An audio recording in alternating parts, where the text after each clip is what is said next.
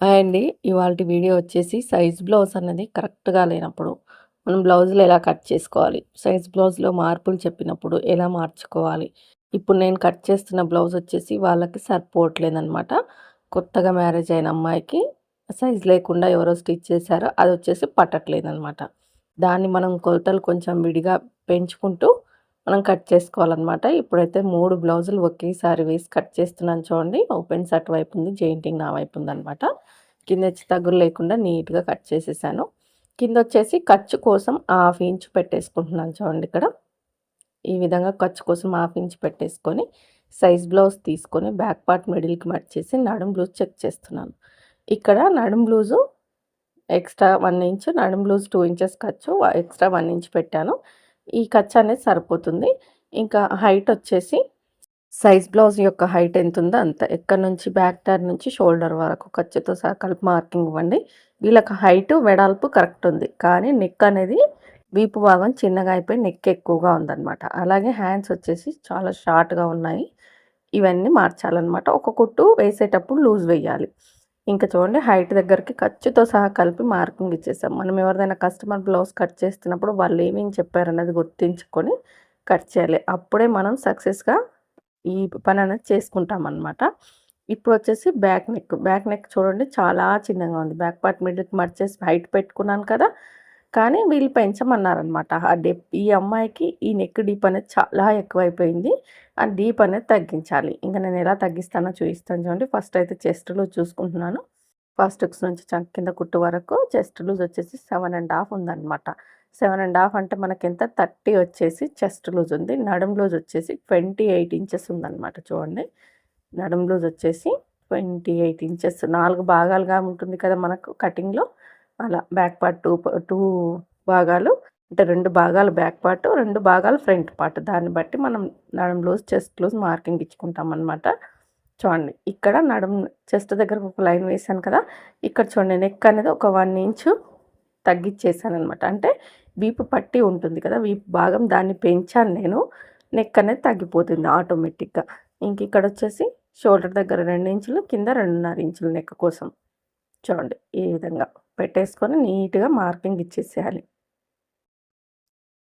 ఇప్పుడు neck round అనేది ఒక హాఫ్ ఇంచ్‌లో హాఫ్ ఇంచ్ అయితే మరీ రౌండ్ రాదండి. హాఫ్ ఇంచ్‌లో రౌండ్ తిప్పండి కరెక్ట్‌గా వస్తుందనమాట. ఈ విధంగా నెక్ రౌండ్ తిప్పేసి సైజ్ బ్లౌజ్ యొక్క షోల్డర్ ఎంతుందో అంత ఖర్చులతో సహా కలిపి మార్కింగ్ పెట్టేసుకోవాలనమాట. ఈ విధంగా. ఇప్పుడు చంకదింపు అనేది సైజ్ ప్రకారం మార్కింగ్ పెట్టేసుకోవాలి.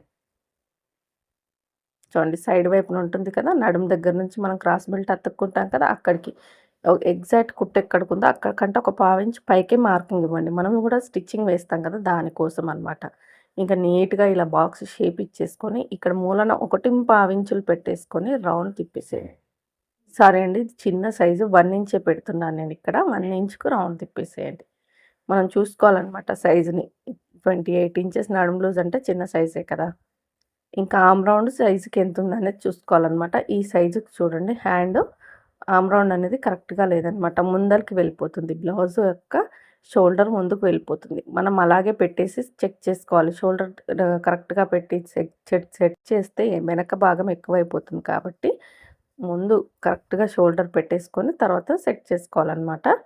చూడండి ఇప్పుడు పైన పావించి కుట్టుకు వదిలేసుకుంటే మనకి 7 ఇంచెస్ ఉందనమాట ఆర్మ్ రౌండ్. ఇక్కడ కరెక్ట్‌గా 7 ఇంచెస్ ఆర్మ్ రౌండ్ అయితే నాకొచ్చేసింది. ఇంక నేను ఏ మార్పు చేయకుండా నీట్‌గా కట్ చేస్తాను.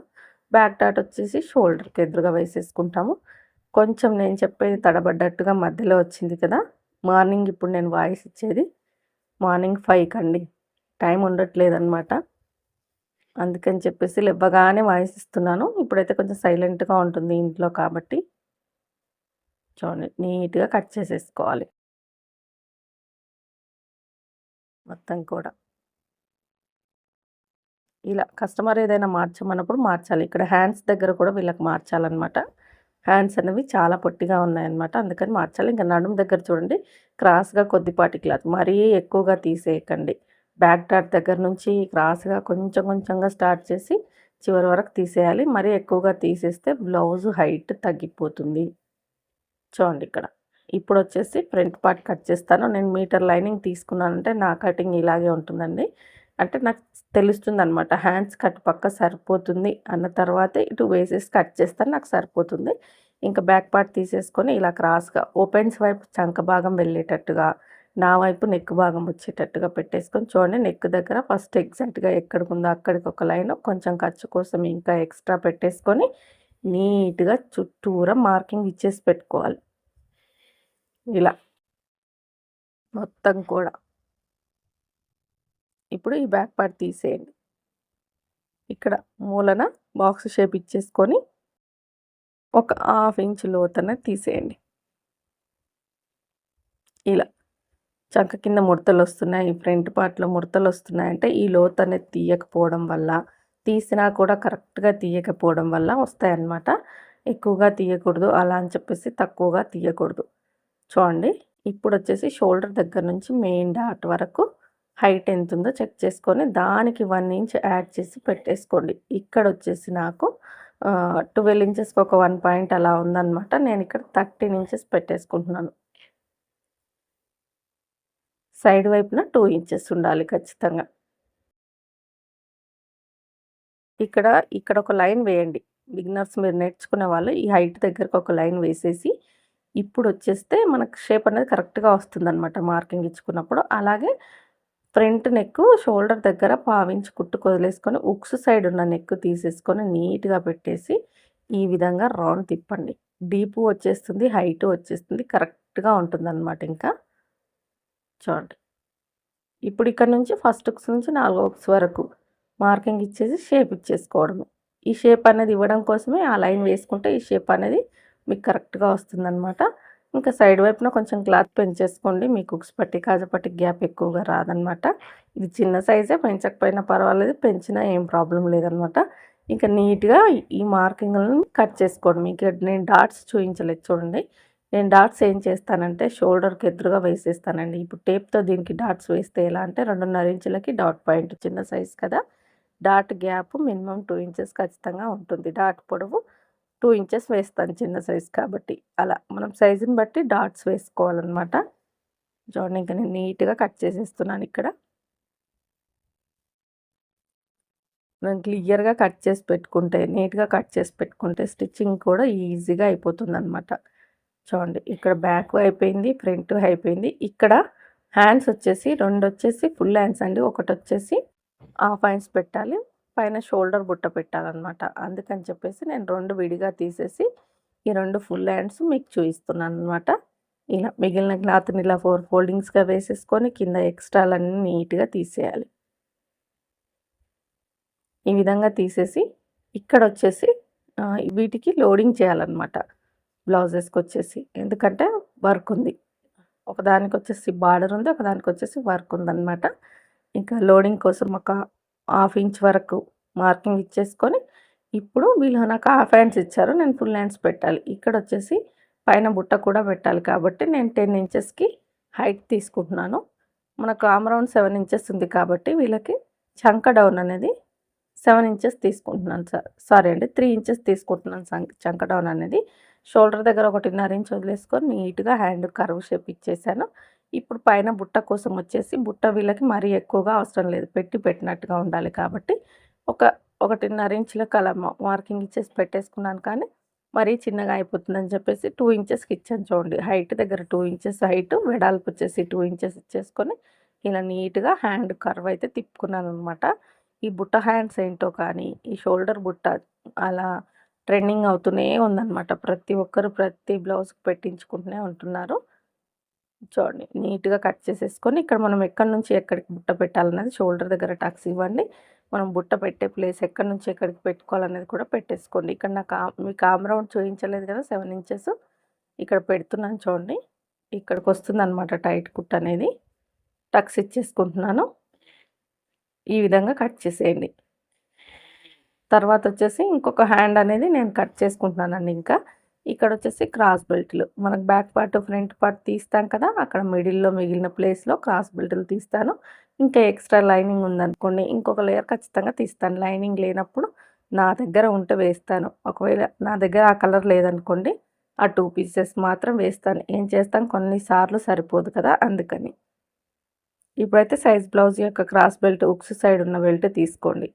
తీసేసుకొని నీట్‌గా ఇలా సెట్ చేసేసి ఫస్ట్ ఒరిజినల్ ఎక్కడికుందో అక్కడికి మార్కింగ్ ఇవ్వండి. తర్వాత వచ్చేసి ఎక్స్ట్రా చూడండి సైడ్ వైపున ఎక్కడికుంది, మిడిల్ ఎక్కడికుందో చూసుకొని ఇది ఒరిజినల్. ఇది వచ్చేసి ఎక్స్ట్రా ఖర్చు అనమాట. ఎక్కడైనా కుట్టు కోసం ఎక్స్ట్రా క్లాత్ అన్నది పెట్టేసుకోవాలన్నమాట.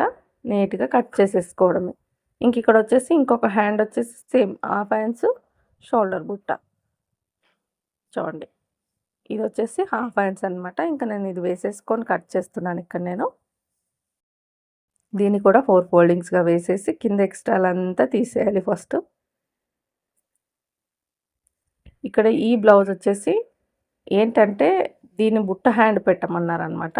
బుట్ట హ్యాండ్ పెట్టమన్నారు కానీ పై క్లాత్ సరిపోవట్లేదని నేను షోల్డర్ బుట్ట పెట్టేసి కుడుతున్నాను అనమాట. ఏంటంటే కస్టమర్ చెప్పినప్పుడు మనం అన్ని బ్లౌజెస్ విప్పి చూసుకోవాలన్నమాట. లేదంటే ఇలా వాళ్ళు వెళ్ళిన తర్వాత చూసుకుంటే ప్రాబ్లం అవుతుంది. వీళ్ళు నేను చెప్తే అర్థం చేసుకుంటారు కాబట్టి ఇంకా నేను ఇలా స్టిచ్ చేస్తున్నాను అనమాట. చూడండి ఇంకా హ్యాండ్ పెట్టేసుకొని హైట్ ఎక్కడికుందో అక్కడికి, చంక డౌన్ ఎక్కడికుందో అక్కడికి పెట్టేసుకొని నీట్‌గా హ్యాండ్ కర్వ్ షేప్ ఇచ్చేయాలి. షోల్డర్ దగ్గర 1.5 ఇంచ్ నుంచి డౌన్ చేసుకొని ఈ హ్యాండ్ కర్వ్ షేప్ అనేది ఇచ్చేసిన తర్వాత పైన బుట్ట కోసం ఇందాక పెట్టాం కదా! అదే విధంగా పెట్టేసుకొని కట్ చేసుకోవడమే. ఈ విధంగా హ్యాండ్ డౌన్ ఇచ్చిన తర్వాత పైన చూడండి బుట్ట కోసం అనమాట. 2 ఇంచెస్ పైకి 2 ఇంచెస్ వెడల్పు. ఇంక నేను టేప్ పెట్టట్లేదు. నీట్‌గా కర్వ్ ఇచ్చేసుకుంటున్నాను. నాకు అలవాటండి ప్రతిదీ టేప్ ఏం పట్టను. మీకు వీడియోలో క్లియర్‌గా చెప్పాలని ప్రతిదానికి టేప్ పెట్టి చూపిస్తాను. కానీ ప్రతిదీ టేప్ పట్టుకోకుండా కూడా చూసి కట్ చేసుకోగలుగుతాననమాట. ఇక్కడికి నుంచి ఇక్కడికి బుట్ట పెడతాం కదా! అక్కడ టక్స్ ఇచ్చేసి పెట్టేసుకుంటే సరిపోతుంది. ఈ వీడియో మీకు ఎంతో కొంత నచ్చింది, యూజ్ అయింది, పనికొస్తుంది అనుకుంటే మాత్రం లైక్ చేసి సపోర్ట్ చేయండి.